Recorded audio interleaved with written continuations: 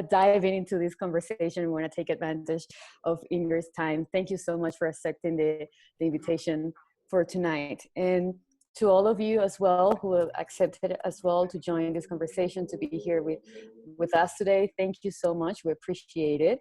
And we would love to request if you can turn on your cameras so we can see you. We can see who's behind the name and who's joining us from different cities. I know I know we have people coming from all over the place. So if you can open the camera, say hello, we're seeing you, that would be amazing. And just a little reminder that today's talk is about how we got here. And Manu and I have been organizing these talks weekly. Next week we have another one on Thursday. I'll announce it at the end of this talk. But the idea of opening this space is to have conversations about how can we be better humans as a species and live in balance with the other species in this planet and have a better balance or relationship with nature and animals. And today's talk, we noticed that it's a difficult one. Not a lot of people like to talk about how we treat animals, and it's easy to turn a blind eye on it because, as the saying goes, out of sight, out of mind. But if we want to change our future, if we want to improve the way we live, we need to understand how we got to the place where we are. And that's a little bit of what we want to talk about today. Thank you to Ingrid, who's the president of PETA, People for the Ethical Treatment of Animals. And Nico is an environmentalist and journalist and documentarist focused on raising awareness on climate change issues.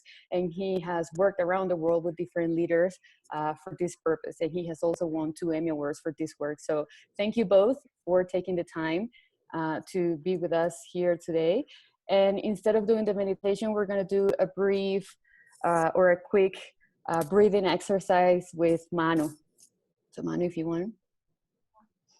So before we start, we always like to breathe and kind of let go of all these things, all the to-do list, that even though we're in quarantine, most of us have a lot to do at home. So let's close our eyes for a couple of minutes. Let's just take a deep breath in through our nose.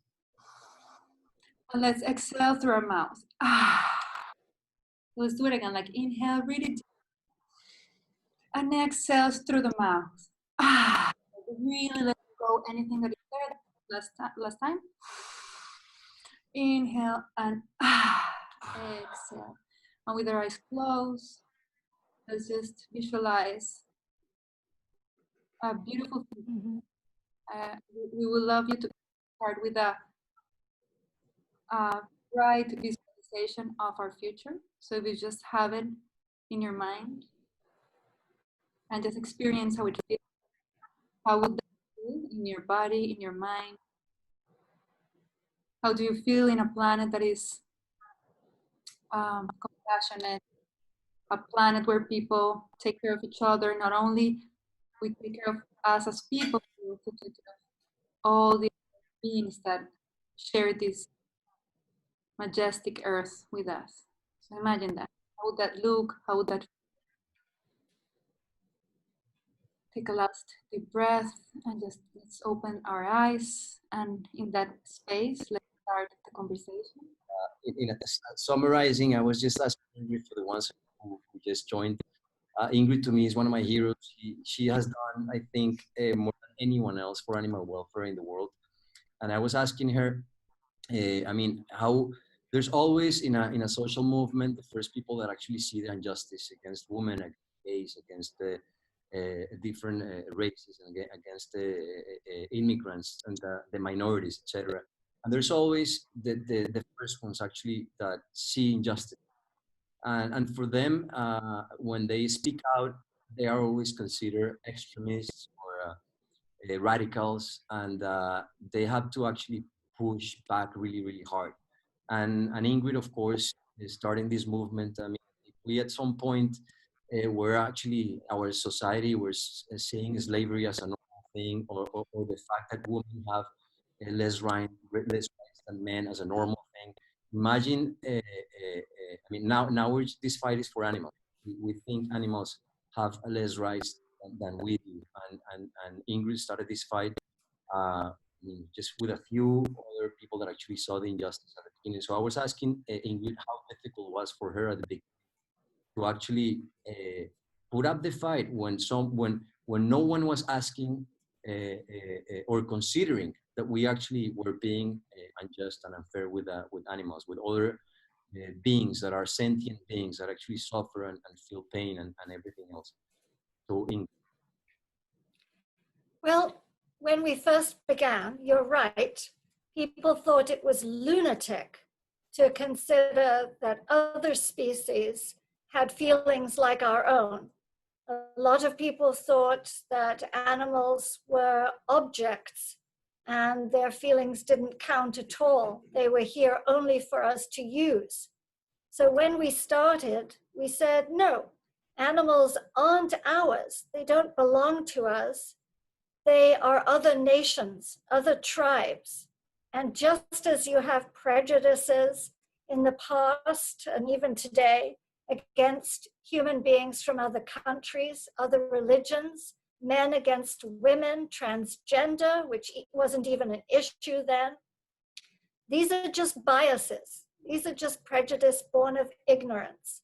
And so we knew we were telling the truth. And that, with any movement, is all you ever need to keep in your mind. It doesn't matter what other people say.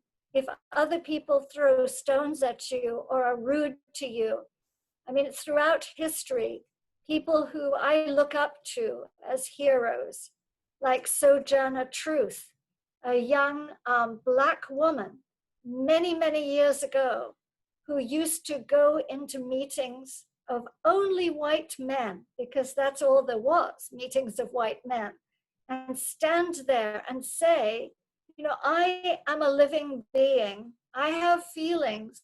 I am not a thing that belongs to you. And she had 2 strikes against her. She was Black and she was a woman. And they laughed at her. They threw things at her. They tried to burn down her boarding house. And yet she knew she was right. And so she kept on saying, no, I have feelings, I have rights, I want your respect and your consideration. We said the same thing for animals. And I look back at other movements, and I see that they must have felt it was hopeless when they started. But you look back and you see the strides that have been made with child labor, with all sorts of things, with slavery, human slavery, and the way women were thought to belong only in the kitchen and the bedroom. Their husbands could beat them. They couldn't own property. They couldn't go out by themselves. You know, all these things have had to change because people said, this isn't right. So if anybody is saying anything and they are getting some flack, some stick, some criticism, some mockery for it, I would say, remember, it's not personal. It's not about you. You are threatening people with the facts. And so be strong. Don't pay any attention to people who haven't got the message yet. Just try to be convincing, try to tell the truth, and in the end, you will see strides made. And in the 40 years we've been doing this, we have seen enormous strides. We've had death threats, animals' heads thrown outside our door at night, animal organs mailed to us, all sorts of disgusting things done. But it hasn't altered the facts. The facts are the same, and more people now understand because you talk about them and they see the videos of animals. They know who animals are more. I have a book out now called Animal Kind, and it's remarkable discoveries about animals and wonderful ways we can help show them compassion. And that is what people today, not 40 years ago so much, but today are actually starting to realize is the truth. you have the fight a little bit. It's tougher for you than for any other movement, because at least before the ones being oppressed, at least they actually had a voice. They actually could stand behind a leader and say, hey, what you're doing is unfair against me, is unjust. I mean, you're being unfair against me. But in this case, animals don't have that. So it's another disadvantage that you have in this movement. So, I mean, how has been that extra difficulty for you? I mean, how do you see that going into the future to actually? Well, it is, you're right. It's very, very difficult. But you know, slaves, they could say they didn't have a voice either. They were kept in shackles, in chains. They were shot if they tried to run away. And they did rise up, whereas animals are never going to rise up. I mean, a tiger might bite an entertainer, or some animal, an elephant, might crush a man with a bullhook who is prodding her. But no, they can't organize. And there are so many different tribes of animals. They do have language, they do speak, they speak to each other. In the book, I talk about the amazing communication networks they have. Elephants talking subsonically to other elephants. It's not just noise to them, they actually know the meaning of what's being said. Tree frogs can drum out their messages. The dog in your home knows 300 words on average of your language without ever being taught one. And we know none of theirs. But you're right, they can't unite, they can't organize, and they can't overcome us. So all of us are so important. Each one of us is a powerful person who must take up the animal rights cause. We have to speak for them. One of the ways we do it is we take out big billboards, and we'll have a picture of an animal who you can see. That's, say, a cow looking at you, and she has the most marvelous expressive face. You can see that she's sensitive and she's intelligent. And the words on the billboard will be, I'm me, not meat. And so we do that. You know, I'm not someone's sweater. I'm an individual. I am not a laboratory tool. I'm a person. So we try to get that message out, especially in schools, to young people who haven't had their values messed up as much as grown-ups who are making a living doing something, who have a lot going on and don't want to be inconvenienced, who don't want to change old habits. But the young particularly can see animals are my friends. They're not food, they're not shoes, you know, they're not a test tube. They're not something to stand on their head wearing a headdress in a circus. They're like me. And so that's the message we have to put out. And we have to ask people, use the power of your purse. Use your consumer dollars. You know, use your voice, use your typing fingers, use the videos, put them on the internet, and educate everybody so we can grow this movement to speak for the animals. I have a question for you, especially because I'm a vegan myself, of course, and I get asked the question always, and it's like, what's the hardest thing for you as a vegan? And I always say, it doesn't have anything to do with the food. The hardest thing for me is actually see the people that I love the most, the people around me that are actually supporting the very fight I am against.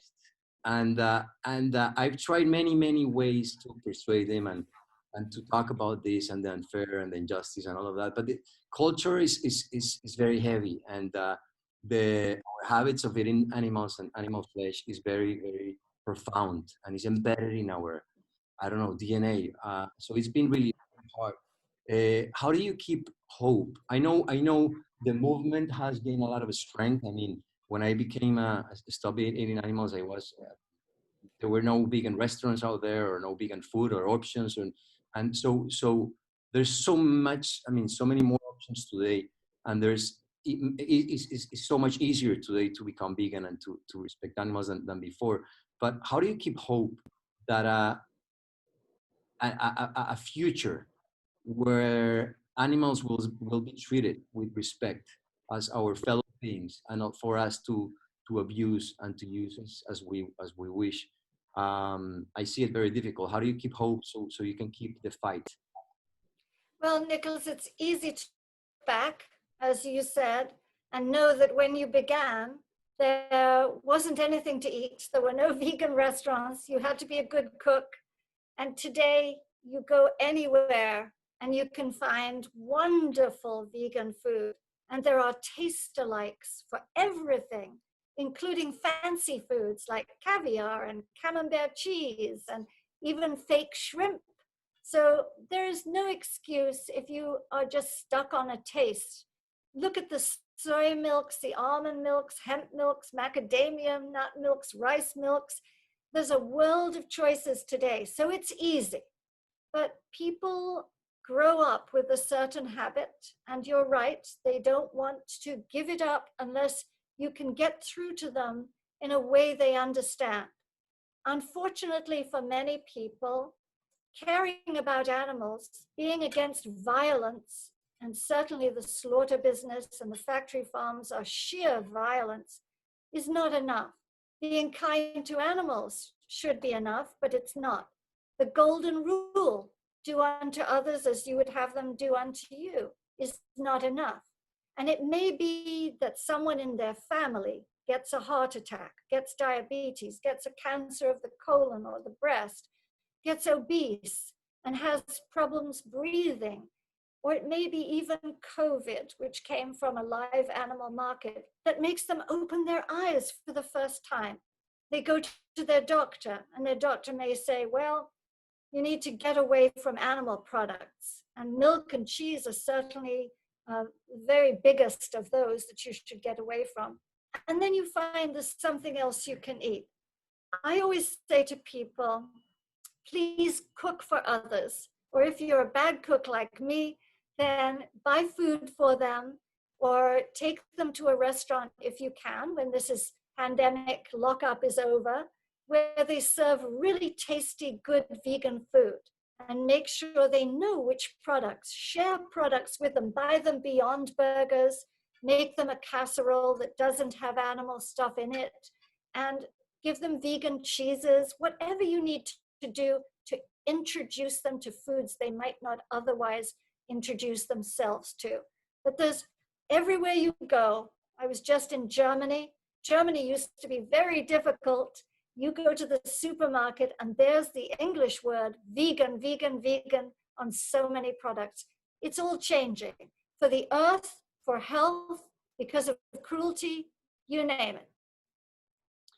Okay, we have, I was reading a quote today from Jane Goodall saying that the lack of respect for animals is basically responsible for what's happening today with the coronavirus. How do you explain that to us? Oh, she's absolutely right. And it's not only her, of course, it's all the health experts in the world, the virologists and what have you. They know that COVID-19 came from Wuhan, from a wet market, which just means a live animal market. And just this week, PETA has released new video footage that we took in the last 10 days in Indonesia, in Thailand, in Vietnam, in New York City, of live animal markets. They're all over the world.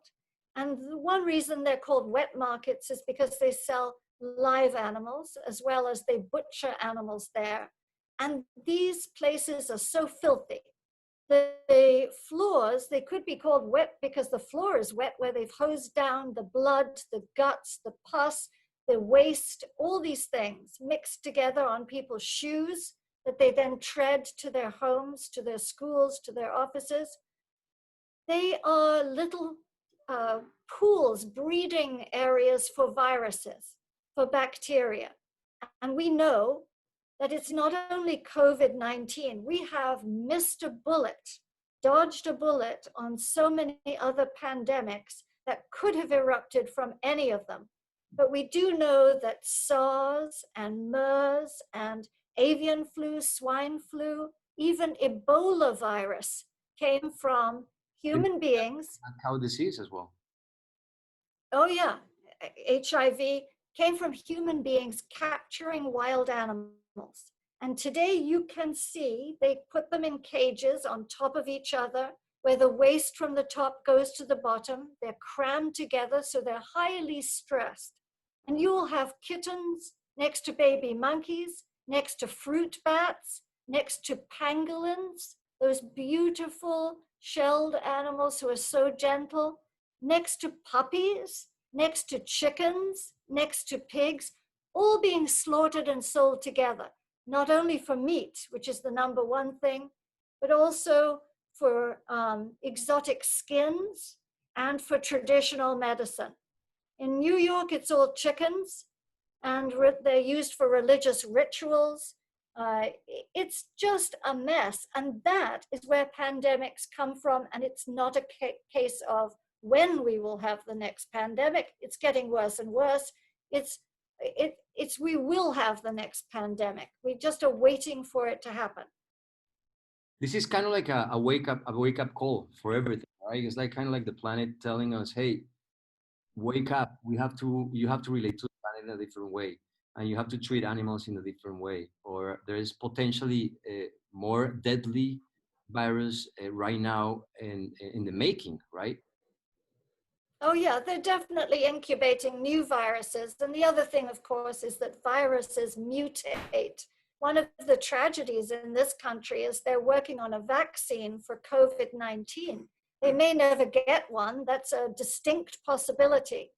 But they're putting COVID-19 into monkeys. And what happens is when they take the cells out and examine them, it has mutated. It's not COVID-19 anymore. It's a variant on COVID-19. They're creating a new disease and not curing the original one. So prevention, we all know, an ounce of prevention is worth a pound of cure. But when will we wake up and realize we need to leave the animals alone? We need to leave them in peace. They don't need to be bullied, exploited, captured, confined, abused, mutilated, transported, sold in markets, and they don't need to end up on our shoes, on our feet, on our plates, and in our laboratories and in our entertainments. Leave them alone, and this will not come back to bite you. So you were mentioning that this virus came from China, and a lot of them have come from China. But I want people to understand, that this doesn't happen only in China, this wet market. Oh, no. With animals here in factory farms, it's maybe even worse than the wet markets in China. So can it be that in these factory farms, these viruses can actually start as well as they did in these wet markets in China? They already have, and we've had massive outbreaks of diseases on chicken farms and pig farms, especially in the United States. A lot of turkeys were just destroyed in the Carolinas because they came down with a contagious disease. And of course, they didn't want them to get out onto the marketplace, but workers were touching them, and factory farms are filthy. The animals stand in their own waste. If they're a chicken, they stand in their buildup of their own waste for 6 to 8 weeks. If they're pigs, it's months. And they have to inhale their waste that falls through slats in the floor into a pit below them. Sometimes they fall into the pit and drown. But these are just fields of bacteria and viruses. So yes, it's already happened. We've had huge diseases on pig farms in the United States. Look at mad cow. I mean, that came from feeding sheep to cows, and they're vegetarians. You never should be doing that. And then the spinal cords of those cows were infected and went into the meat supply, and we had Creutzfeldt-Jakob disease, and people died very quickly. So this is already happening. The filth on factory farms and the injections of antibiotics they give these animals and spray them with antibiotics is giving us antibiotic resistance, so that when we're sick, we have no recourse either to combat the serious illnesses we get. That all comes from factory farming. Yeah, and I think it's like it's a crazy number. It's like 50% on antibiotics made in the United States are used on animal farms, right?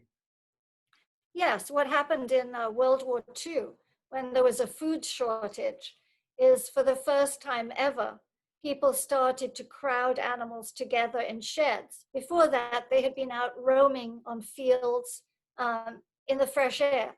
When they crammed them together, they found they all got sick. They got upper respiratory diseases, diarrheal diseases, and so on. And so the pharmaceutical companies that make antibiotics bought out the farms. They're all linked now. And 50%, as you say, of all antibiotics go into the animals. And that is passed on to human beings in the milk and in the meat and in the eggs. This pandemic, in a way, I've seen a lot of videos, and it's showing us that not all yet is lost, and like basically nature is ready to claim back the planet that we trash, and now we can see wildlife coming into cities and more birds and animals all over the place. So, what would your message to people about rethinking the way they relate to nature and relate to animals? Because I know a lot of people. I mean, they love animals, and most people love animals. They have pets. They love their dogs and their cats, but they keep eating meat and other animals. So what will be the message for everyone actually right now in their homes, like rethinking the way we connect with the planet? Because as I say, we cannot go back to what we call normal, because the way we used to live is just not normal. So what would be the message from you? We have to take personal responsibility. We can't trust our governments to do the right thing. And some of us in some countries feel that more than in others. But we have to be grown-ups. We have to recognize who animals are, and that the dog is probably less intelligent than the pig, that a chicken has a personality, that in my book, I go into all the things they can do that are just jaw-droppingly, incredibly impressive. And the more we know about who animals are, the more we will respect them. But the way when I was a little girl, because I loved animals, I expressed it, was extremely bad. I wanted to have my picture taken with a parrot on my shoulder when I was on holiday. I would have loved to go to a manicure place and put my feet in a tank with little fish. You know, they throw them away when they've got enough bacteria in that tank. They don't clean it or look after them. That parrot came from the jungle, his home, taken away from the nest, from the flock. I always wanted to ride the horse carriage because I loved horses. I now know the terrible things they all go through. So I say to someone, if there's an animal in the equation, and that means a pork chop, it means ground beef, it means an omelet, you know, they're not volunteers. They didn't come forward and ask to do any of those things or be there. They were seized, they have been deprived of their lives, and you are forgetting, conveniently forgetting, please don't forget that they feel pain, they feel hunger, they feel thirst, but they also long for freedom. They long to be with others of their own kind. They long to have choices in their lives.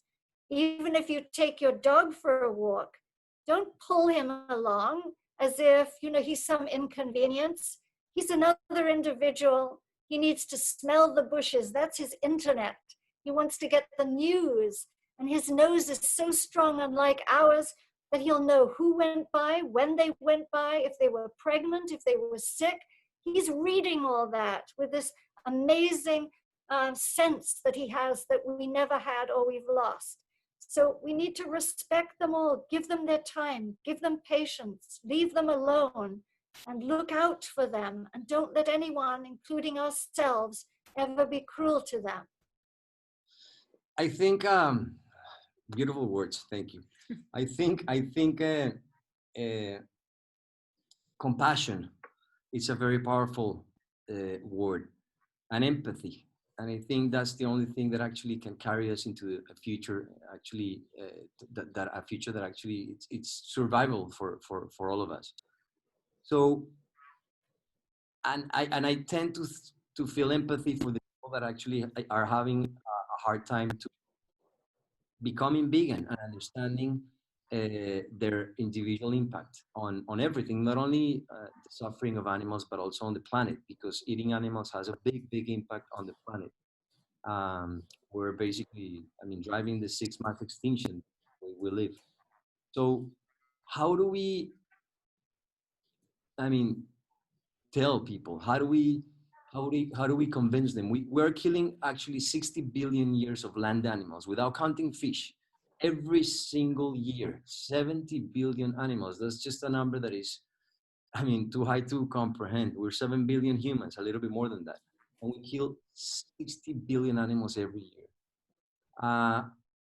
Do you actually envision a future where actually people go vegan and don't eat animals? You envision that?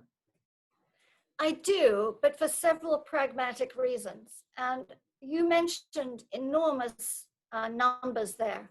I mean, they're staggering numbers of what we are doing to other living beings and what we're doing to the earth. But I like to think each one, or maybe I don't like to think because it's painful, but each one is an individual. Each one is me. And so if you can save this one, if you can save these 200, which is what you do in a year if you don't eat them, on an average 200 you save, then do that. Everyone feels very proud if they find home for a dog, and they should be. It's wonderful. But if you stop eating animals who are just as feeling as dogs, just as sentient, you'll save 200 in just 1 year. But I think what will happen is we are going to run into enormous water shortages. We have drought. Australia is raising all these sheep, not only for wool, which vegans don't wear, but for mutton, for lamb. And many of them go to the Middle East on these live export ships. And when they get sick aboard the ships, they're tossed overboard. The way, believe it or not, women who were captive in the South American, way back, Vasco da Gama, used to be thrown overboard if they were no longer sexually attractive and nobody wanted them. I mean, it's amazing to think, and that's what's happening to sheep today. Oh, yeah, exactly. But we are cutting down the Amazon, we're cutting down forests all over to grow crops, to feed cattle, to feed chickens. So in the most inefficient way, we can eat a pound of their flesh, whereas we have to grow acres of corn and soy to feed them. So the earth cannot sustain this. That's just practical.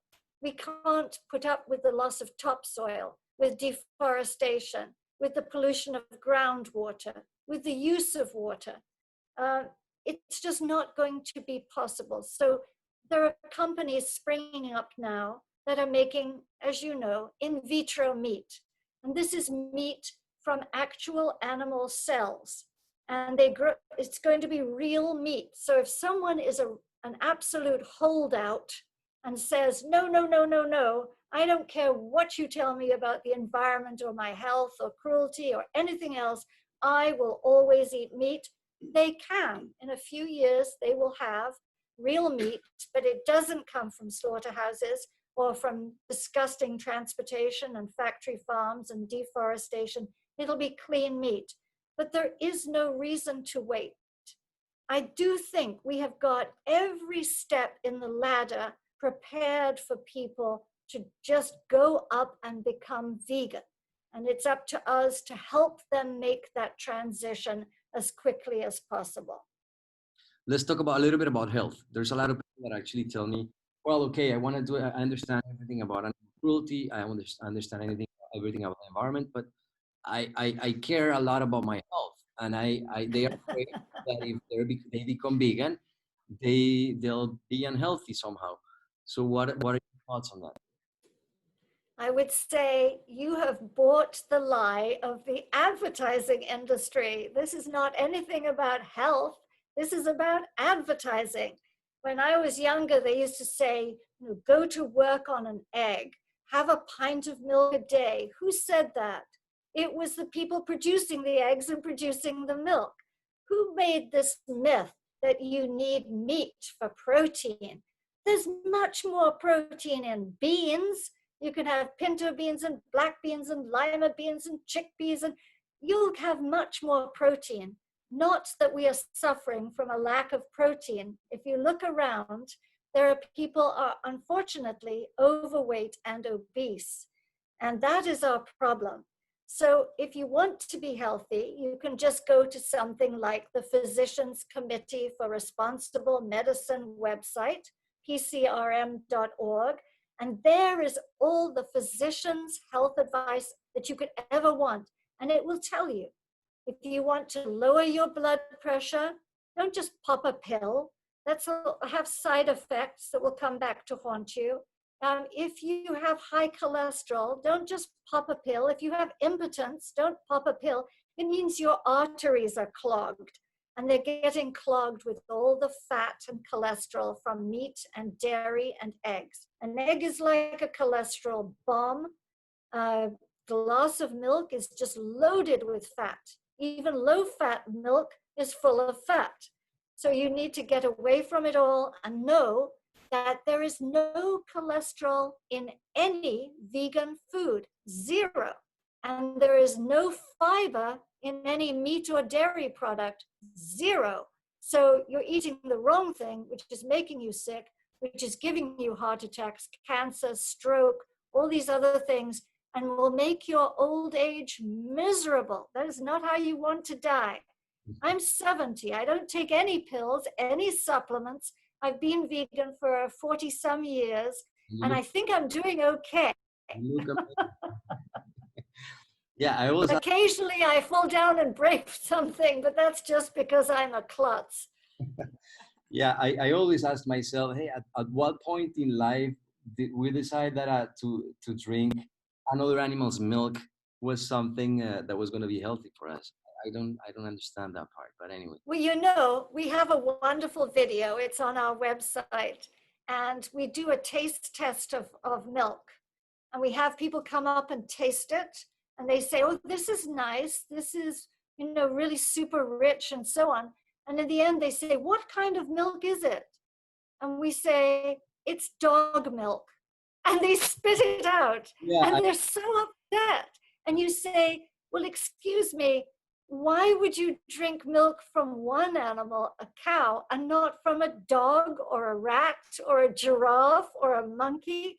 Why? Who told you that a human being needs to drink milk from a cow that's meant for her baby, and you take her baby away and make veal out of him so that you can steal that milk and make it into pizza topping or some rubbish? Yeah, I saw that video. It's an amazing video, and people actually got offended. But you having offered them a dog's milk, which on another planet, people who drink dog's milk would get offended that we tried to give them cow's milk. It makes no sense at all that we drink cow's milk. It's rubbish, and it is so bad for us. Gives us sinus problems, gives us indigestion, gives us all kinds of problems. Makes us sick. I'm a big believer in the power of the individual. I think we as human beings, each one of us have a lot of power to change things. And I'm a big believer of that, because sometimes I got asked this question, like, yeah, but it's just me that I'm just having a hamburger, what impact I'm going to have, or a chicken finger or whatever.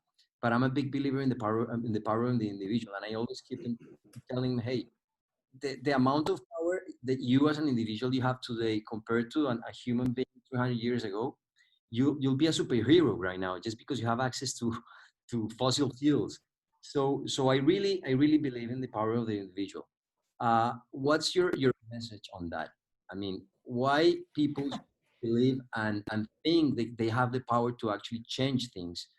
And well, it's enough for me that someone not eating an animal is saving an animal's life, because I see that animal as an individual. But what's your message to tell people that we are powerful as individuals and we have the power to actually change things?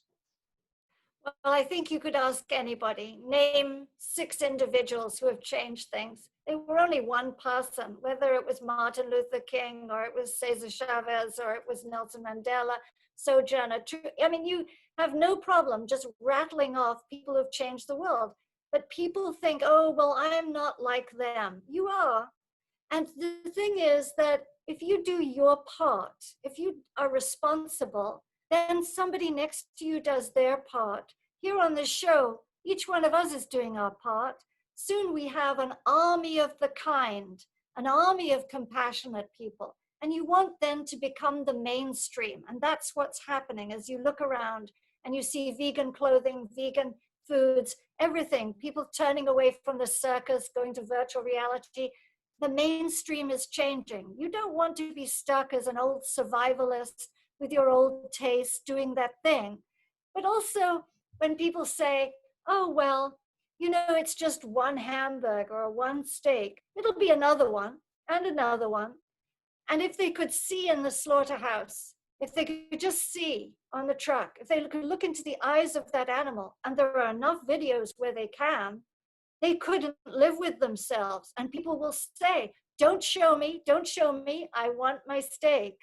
And they know, because if you do show them and they do look, if they're a decent person, any decency in them, they're not going to say, oh yes, take my money and kill that animal. Take my money and cause that animal suffering. But you could look at it in another way too, is I just want to rape this one woman. I just want to sexually accost that one child. I just want to kick that homeless person just hard in the ribs once. That's it. You know, I just want to throw my trash on the street just now, this afternoon. You know, it's wrong. You shouldn't be doing it.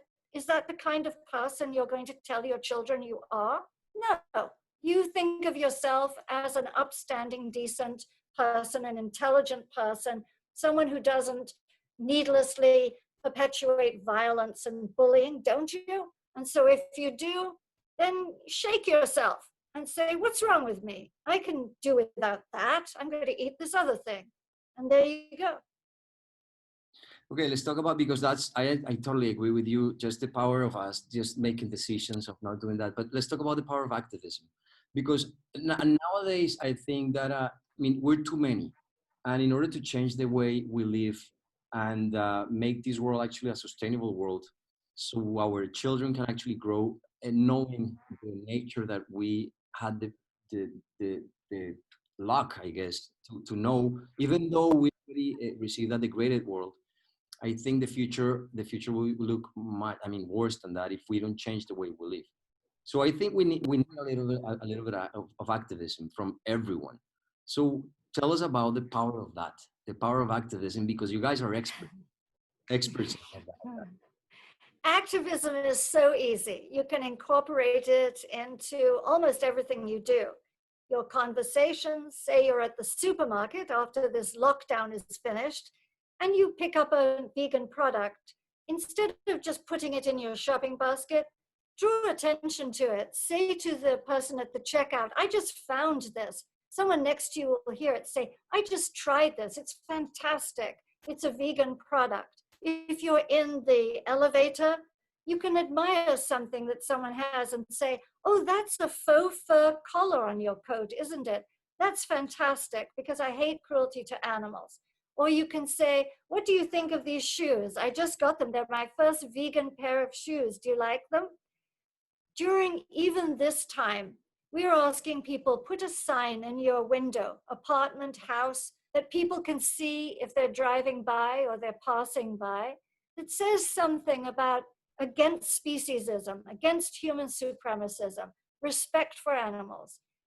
If you have a child in school, or you're a teacher, or your grandmother or a parent, make sure that that child isn't going to dissect. There are alternatives to all those things. If you're buying a cosmetic or you're cleaning your floor, make sure to buy a product that has the Leaping Bunny logo on the back and says no animal tests, no animal ingredients.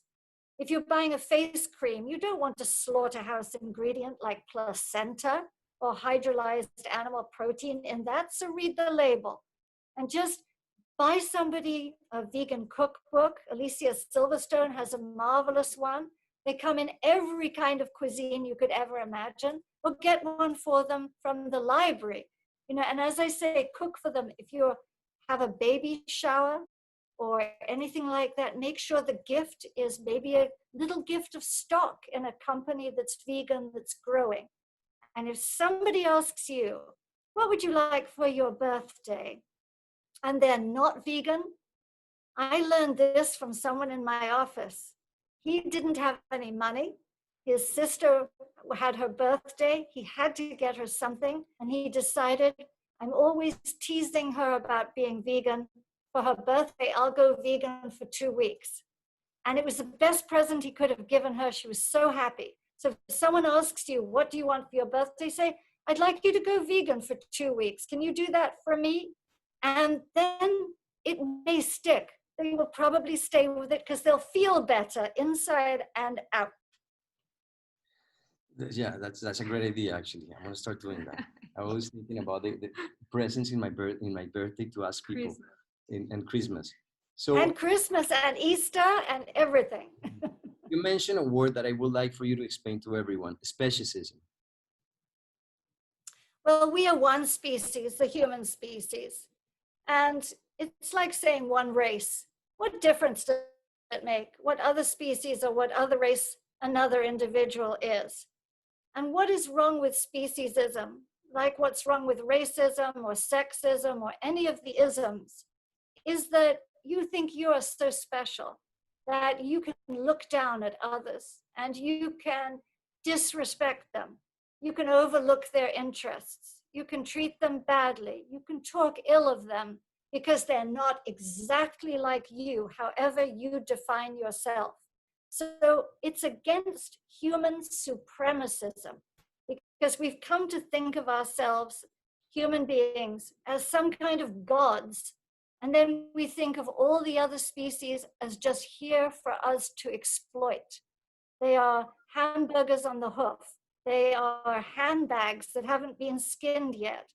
They are something that you're going to test a chemical on, or they are somebody you're going to put in a cage and make them do tricks for you, like the swim with dolphins. What a terrible thing. They don't belong to you. You let them go. They're not yours. So against human supremacism means that you recognize that supremacism itself is wrong, and there is a principle that guides all movements against oppression. The victim's identity is not important, but what you do to that other is. And so be sure you are not expressing yourself through racism, sexism, speciesism, ageism, any of those things. We are one great orchestra of life, and everybody may play a different instrument, someone once said, but we should all be in this together and respect the others. Couldn't agree more. Before, I have some questions from people that I would like to start asking you, but before that, I'm gonna ask a few that I know these questions are in people's minds because I get them a lot when I talk about veganism. And some of them are, for example, research on animals, medicine research for medical purposes. Some people are saying, yeah, but for example, I have someone in my family that was saved because of whatever research that, and actually they tell me that research was needed to be done on animals. What do you have to say about that, for example? To me, it's like the milk commercials. You have bought a story that is very convenient for people who experiment on animals to tell you, and people who make the food for animals in laboratories, and the decapitators, and the cages, and so on. It's an industry.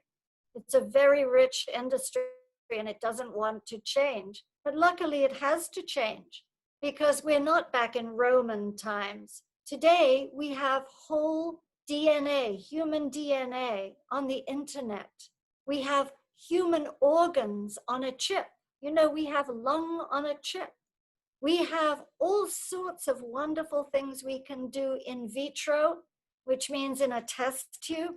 We have high-speed computers, and we don't program them with information from mice and rats and beagles and monkeys and chimpanzees.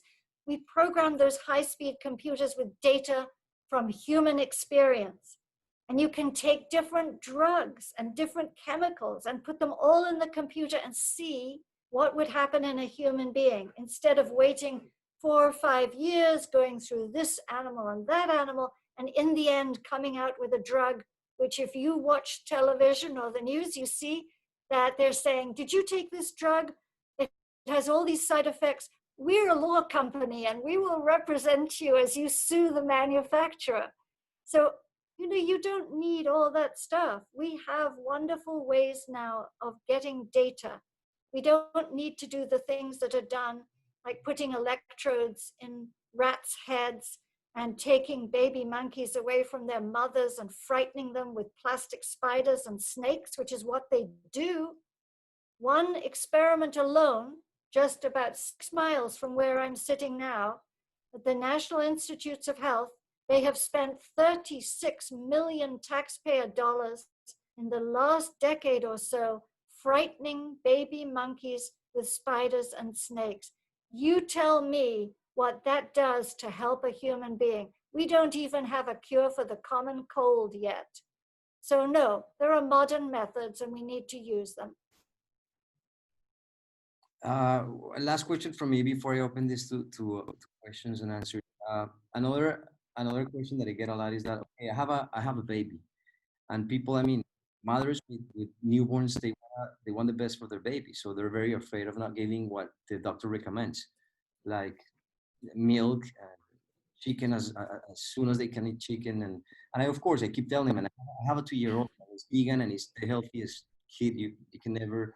I mean, it's beautiful and strong and everything, but it's a tough conversation whenever you have someone with a newborn, because of course a mother wants intuitively the best for their newborns. So what's the message for people that actually hear that have kids, newborns, about? Well, if you can breastfeed, of course, at the beginning, breastfeeding is best, but make sure your own milk is pure, which means you should be vegan. So you won't have those antibiotics and those chemicals and those other drugs that are fed to chickens, especially, and to other animals. And, there are so many hormones that are fed to chickens and cows now. That's the last thing that you want to be putting in your baby. But mothers are going to want good, solid medical advice. And that's why I go back to Physicians Committee for Responsible Medicine website. They have pediatricians, they have nutritionists, and they will map it all out for the mother. It's there on the website. Most doctors, ordinary doctors, sad to say, do not even get 1 hour of nutrition education in their medical education, not even 1 hour. So all they're doing is saying what they heard in advertisements, the same as we heard in advertisements. And so, most of them don't know. And so go on the website and have a look. We are running out of time, aren't we? Yes, we are. So let's have a few questions and then we'll be done. There's a couple of questions here that I have from people. One is, what do you think about the movie? Which movie? Game Changers. Oh, I adore it. It's wonderful. Lewis Hamilton, the Formula One driver, who is an outspoken vegan, is in it. And of course, Djokovic, the tennis player, a vegan, he's in it. These wonderful weightlifters like Patrick Bubamian, who's the strongest man in Germany. They're all vegan and they all say the same thing, which is it gave me more energy. It made me a winner. It's the smartest thing I ever did for stamina. And so if anyone is into sports, I recommend they watch Game Changers. Great. In your view, what has been PETA's most effective communication strategy or preferred campaign that has been most effective in changing behavior? Well, the best thing I think we have is the free downloadable vegan starter kit. You can get that on the internet, and everyone can get to the internet one way or the other. And that, millions of people are downloading that. There are recipes in it, tips in it, beautiful pictures in it. There's even something for young mothers in it, the first-time mothers. So the vegan starter kit through the internet is my favorite. But of course, we have many, many victories. And if you go on the internet, go to PETA.org and scroll down to the victories. And I think you will be blown away. And get my book, Animal Kind. Yeah, of course. It's an amazing book. I read it. I really recommend that book. It's amazing. Thank you. Most of the functional doctors someone is asking here. I know claim we need to have omega from fish for many health reasons. What do you think about that?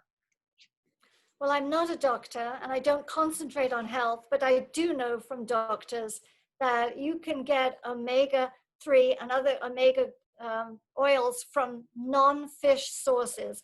In fact, there are vegan capsules of omega that are for sale in most health food and even pharmacies. Okay, Ingrid, you have more, some time for people to ask questions, or you ran out of time? I've got about 5 minutes and I've got another meeting at 7:15. Okay, so let's have like 3 minutes. I have to set up for. So 2 minutes? Yes, yes. 2 minutes. My pleasure. We'll do this for people to ask questions. So. No, tiene que alzar la manita. Okay, so for everyone, for anyone listening, if anyone has a question, this is the time before Ingrid leaves because she has another meeting. If not, we're gonna let her go. All right, so while people think about it, just why don't you give us a last message to be hopeful for the future. I know these are very particular times. We have a lot of time to think. A lot of us are becoming great cookers and spending a lot of time reading and spending time with our family. But this eventually is gonna end. And as I was telling you, I hope we get to the other side with a different mentality, because we cannot go back to what we think is normal, because it's not. The way we're just destroying the planet is normal. The way we're just treating our fellow beings is not normal. So what would be your message for everyone? But we have a question, so that will be your last thought, but let's have this question. How do you do? Yeah, mute. Okay. Pablo. Oh, hi. Thank you Hi. for your talk, and it was very inspiring to hear you. I am actually not a vegan, and I'm a good friend of Nico, and I know that Nico is always trying to convince me. And even though I try very hard, I do love vegan food. I absolutely love it.